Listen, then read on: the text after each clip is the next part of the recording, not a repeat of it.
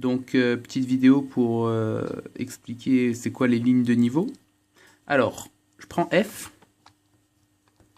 d'accord, de U, un ouvert quelconque inclus dans R2, à valeur dans R. D'accord? Et on va dire par exemple que F, elle est de classe C1. Ok? Un bail comme ça. Donc, j'ai ma fonction là qui est une fonction de deux variables en fait. Et on avait déjà fait une vidéo pour parler des fonctions de deux variables. On avait dit qu'il fallait imaginer ça comme étant une surface. D'accord? Alors, je vais vous donner un petit exemple. D'accord? Donc, hop, hop et hop. Et puis, je vais avoir ma courbe. Voilà. Alors, il faut l'imaginer en 3 dimensions. Donc là, pour qu'on l'imagine en 3 dimensions, parce qu'a priori, là, je suis en train juste de voir une droite, pour l'imaginer en 3 dimensions, on peut faire apparaître les lignes de niveau. Les lignes de niveau, c'est un truc que l'intuition, elle laisse paraître toute seule. D'accord? Donc là, si je fais ça, vous avez l'impression que, bon, bah, je suis en train de faire sortir mon volume, d'accord? C'est une sorte de montagne, finalement. D'accord? Donc là, hop, ça vient vers moi, là, ça part, hop, ça revient, ça part comme ça. Et puis là, d'accord? Bon, c'est pas vraiment des lignes de niveau parce qu'elles sont pas droites. Je les ai faites un peu pencher. Alors, là, on va imaginer donc qu'on a un volume, d'accord? Je vais faire des traits supplémentaires pour qu'on voit bien, d'accord? Je sais pas si vous arrivez à visualiser le truc, mais là on peut essayer de voir que c'est un truc qui a un certain volume, d'accord? Donc c'est une surface, vous pouvez la supposer creuse à l'intérieur. Et puis, ce que je vais faire, c'est que je vais la couper par des plans horizontaux, d'accord? Donc, je vais faire un premier plan comme ça, hop, hop, d'accord? Et puis un second plan ici, d'accord? Et puis un dernier ici. Voilà.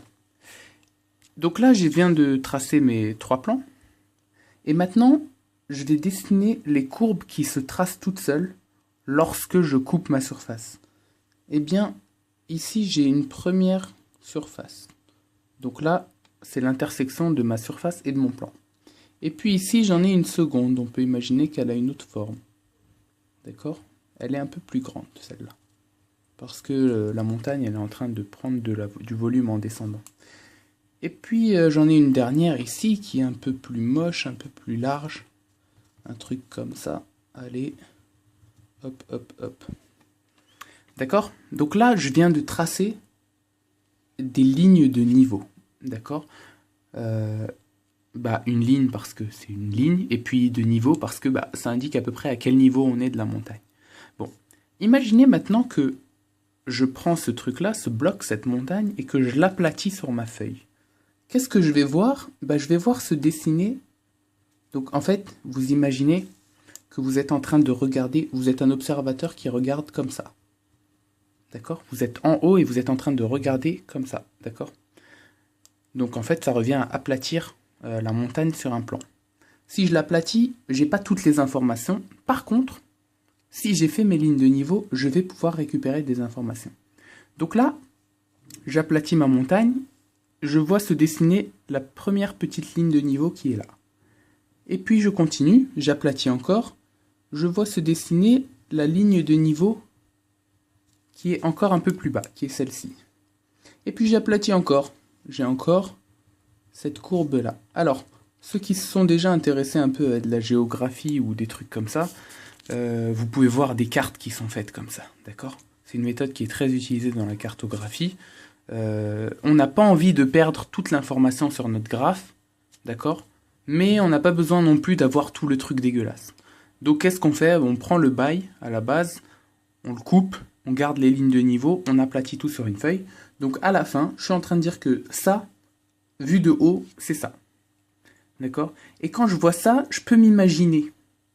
D'accord? Sachant que je connais cette hauteur, je connais cette distance, la distance qui sépare mes deux plans, vu que les plans c'est moi qui les choisis, D'accord. Alors je peux prendre un autre plan ici, par exemple, un plan tangent. Alors ça me donne quoi? Bah ça va me donner un point, hein. C'est pas très intéressant, mais on peut le prendre quand même. Moi je connais cette hauteur. Et cette hauteur, en fait, elle sépare la première petite ligne de niveau à la seconde. Donc finalement, je sais que si je suis là et que je descends de temps, bah, je vois qu'il y a un écartement, par exemple. Je peux avoir une idée du dénivelé. D'accord? On est encore dans la montagne, là. Ok, je peux avoir une idée de la pente, finalement, de la montagne. Est-ce que ça descend brutalement? Est-ce que c'est soft? Est-ce que c'est tranquille, etc. Donc voilà. Les lignes de niveau, principalement, ça sert à ça. Donc, faut pas trop... faut bien garder l'intuition en tête, d'accord? Faut bien comprendre comment ça marche, etc.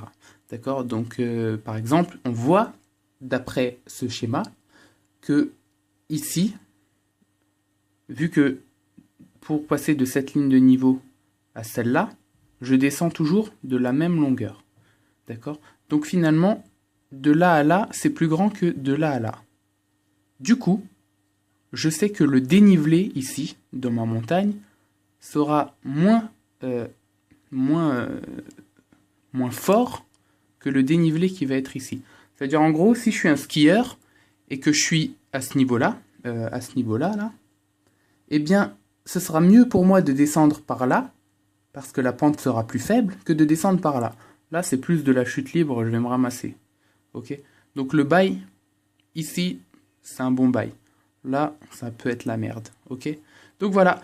J'espère que ça a bien répondu à la question. Et puis ben, à bientôt. Ciao. Et n'oubliez pas, les maths, c'est pas une matière, c'est un mode de vie. Tu vois, là, je suis en train de vivre avec des maths. Tu vois, le skieur, là, qui est là, et ben, s'il connaît pas les lignes de niveau, ben, il est dans la merde.